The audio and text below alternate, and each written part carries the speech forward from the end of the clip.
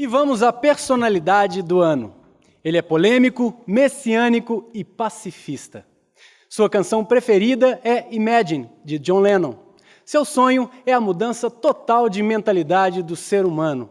À frente de um projeto político de mobilização e transformação social, ele já protagonizou várias vitórias para o meio ambiente. Em 2001, no governo Itamar Franco, conseguiu que o governo do estado construísse a primeira ET, Estação de Tratamento de Esgotos da história da capital mineira. Hoje, 12 anos depois, 65% dos esgotos da região metropolitana de Belo Horizonte já recebem tratamento.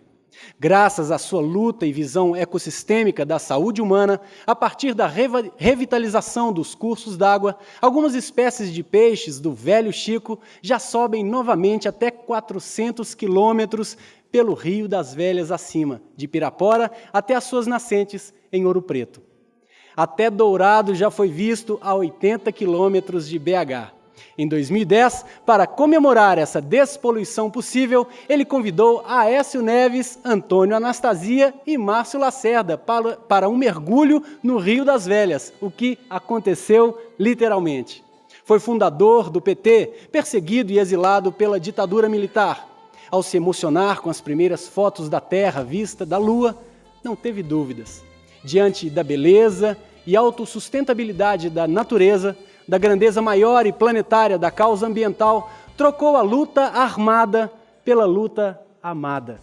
Preferiu ficar do lado dos peixes e do nosso destino comum. O Oscar de Personalidade Ambiental 2013 vai para o médico e professor da Faculdade de Medicina da UFMG, fundador e principal ativista do projeto Manuelzão, Apolo Eringer Lisboa. Por favor.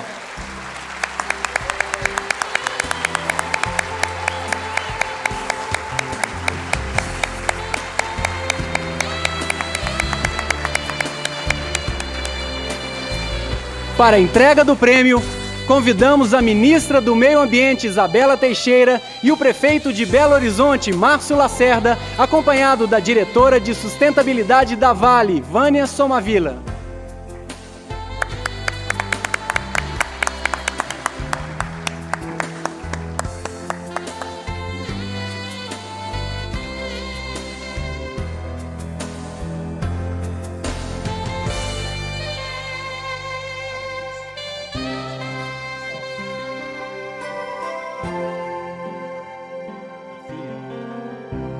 Desculpa, eu cometi um erro. Ela é filha dele, não neta. Eu vou quebrar o protocolo e vou pedir para o mineiro entregar o Gaetani. Vem cá, que é o vice-ministro, vai entregar junto comigo, eu sou coadjuvante.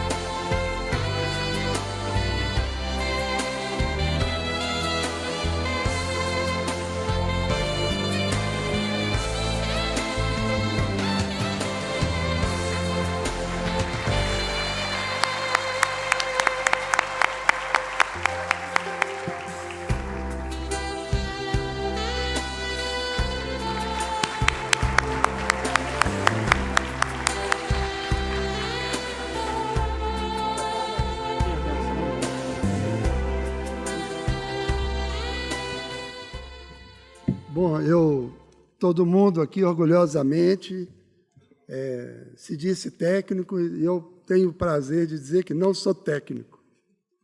Eu sou político e, na medida do possível, quero ser um pensador filosófico. Esse mundo, para mudar, você tem que sair fora da atual dimensão em que se colocam os problemas. Porque, pelo mesmo caminho, você não chega a lugar novo nenhum. O Einstein dizia que se um cara quer chegar num lugar novo, indo pelo caminho antigo, ele está doido. De forma que eu queria propor aqui, é uma pena que o governador já saiu, mas o prefeito está aqui, e diversos empresários, para pensar numa coisa, a ministra Isabela, é o seguinte: por que não pensar na República Hidrográfica? Na República Hidrográfica do Brasil e na República Hidrográfica do mundo, transformando os cursos d'água em estruturas organizadoras de uma mudança do pensamento humano. Município tem a ver com capitania hereditária, com invasão das terras indígenas, tem a ver com escravidão. A natureza, a terra, ela é uma grande bacia hidrográfica. E essa bacia hidrográfica tem limites para o desenvolvimento. Porque, em vez de fazer 51 planos diretores em municípios do Rio das Velhas, a gente não faz um plano diretor da bacia do Rio das Velhas, um plano diretor da bacia do São Francisco, e os outros municípios se adequam a essa realidade, porque a água é um eixo de monitoramento, de mobilização. A água une todas as pessoas que moram numa bacia hidrográfica. É um território coerente, é um território que respeita a biodiversidade e a vegetação e os animais. É muito interessante, ministra, eu fico imaginando a luta sua. A própria presidente Dilma teve em Copenhague, eu até dizia na época, Copenhague não, Copenhágua. E a Marina Silva também. Essas pessoas têm lutado para que tenhamos uma economia de baixo carbono, que controle as emissões para a questão do clima global. Eu acho que isso é parte da agenda, nunca pode ser o eixo principal da agenda. O eixo principal da agenda tem que ser o desenvolvimento sustentado nos limites que o planeta permite. O meio ambiente é igual uma vaca. Se eu tiro leite 2, 3 vezes por dia, não dou água, não dou alimento para ela, se eu não tenho lugar para ela dormir direito, se eu não trato das doenças da pele, essa vaca vai morrer e não vai dar leite. A natureza ecológica do planeta Terra impõe limites ao desenvolvimento econômico.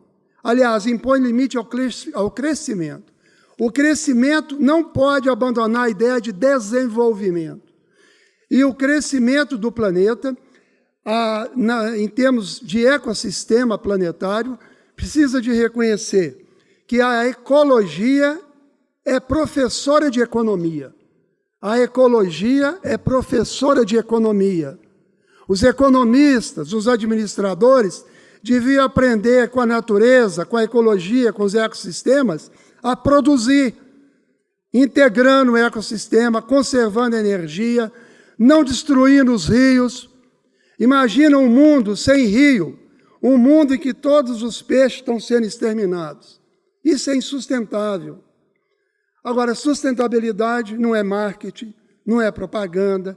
Sustentabilidade tem que aparecer na água. Um mundo sustentável, a gente pode nadar em todos os rios e vai poder ver os peixes de volta. Isso é que é sustentabilidade. Sustentabilidade não no papel, mas aparecendo nas águas de todos os rios. É a mobilização da sociedade por uma mudança de paradigma. Eu queria prestar homenagem aqui, nesse momento, ao meu grande amigo Hugo Werneck. Eu sobrevoei a Serra do Cabral, no norte de Minas, com ele, de helicóptero. Sobrevoei, não, voei. Ninguém subvoa, né? Você sobrevoa é por cima mesmo. Desculpa aí. Mas eu voei com o Hugo Werneck, a Serra do Cabral, no norte de Minas, e ele contou, quando era mais jovem, andou por ali, e lá tinha biodiversidade, não tinha desmatamento, tinha onça, muita água, muito peixe. Infelizmente, boa parte da Serra do Cabral foi desmatada para plantar eucalipto. Que plante eucalipto em outro lugar, mas a Serra do Cabral não pode ser destruída. Aquilo tem que ser um parque em toda a sua extensão.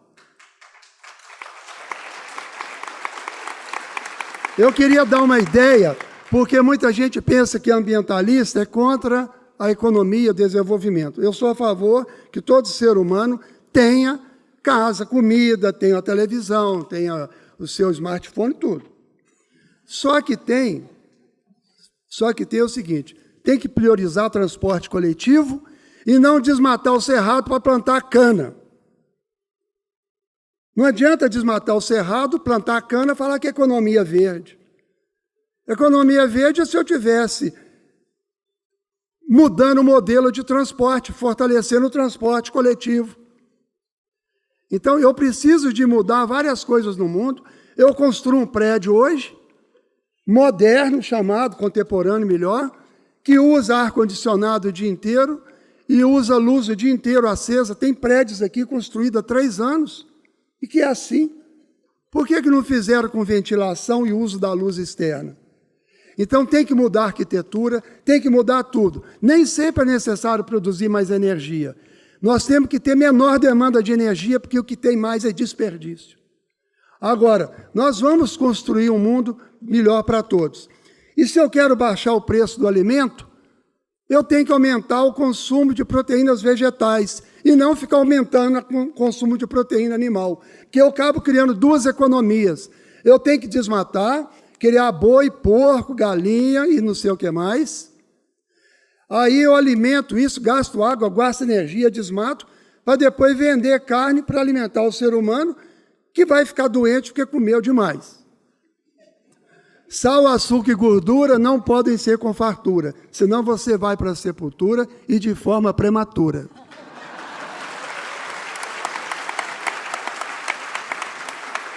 E para terminar, eu ia homenagear o Mandela, mas já foi feito. O Mandela foi chamado de terrorista pelos Estados Unidos, pela Inglaterra, ficou preso 27 anos, era o terror do mundo. Hoje virou um santo. Deve ser bom morrer com unanimidade, né? Mas a luta do Mandela foi muito dura. Agora, o Mandela, a meu ver, ele dá uma lição para a gente. Persistência, da capacidade de colocar foco na solução dos conflitos. Eu sou conhecido como uma pessoa que polemiza. E eu fico muito feliz. Por quê? Porque as pessoas, às vezes, estão anestesiadas, estão dopadas, você tem que chocar um pouco. O choque cultural é mais importante do que o choque elétrico. Então, nós precisamos de externar as contradições, mas não é para construir mais conflito. Você tem que externar as contradições para construir convergências. Se você não mostra as diferenças, como é que você vai construir convergência? Então, eu sempre tenho foco na solução dos conflitos, na construção. E, nesse sentido, eu queria prestar também uma homenagem aqui a Charles Darwin. Eu respeito muito Lula, meu amigo, ajudei a fundar o PT, viajei muito com ele. Atualmente, eu não tenho partido político nenhum e aumentou minha militância política. Eu tenho muito mais condição de desenvolver meu trabalho sem partido político. Mas eu acho que a pessoa que mais promoveu a inclusão social no mundo, ministra, não foi o Lula, foi o Darwin. O Charles Darwin incluiu a humanidade na natureza. O maior problema que nós temos é que quando o homem desenvolveu e tomou consciência, ele começou a se afastar da natureza. É como se cultura fosse incompatível com a sua origem natural. Aí o homem começou a criar um complexo de superioridade, achando que ele era Deus. Ele começou a ter mais relação com Deus do que com os seus semelhantes na natureza. O Darwin veio e recolocou o homem na natureza. A ecologia é a natureza. A economia tem que ser uma ecologia construída pelo homem. Os princípios da ecologia são os únicos que permitem economia sustentável. E outra coisa, nós temos que ter uma visão sistêmica, integrar tudo. O pensamento tem que ser integrado, porque se eu separo o problema, eu separo a solução. Soluções separadas são incongruentes, elas não se combinam. Então, você pode aumentar imposto para fazer muita obra, as obras só fazem piorar a vida do cidadão, porque elas são feitas de forma sem o pensamento sistêmico. E por aí vai. Eu poderia falar aqui a noite inteira, mas eu respeito o direito de vocês a não me ouvirem mais. Um abraço para todo mundo. Fiquei muito agradecido com esse prêmio. Muito obrigado.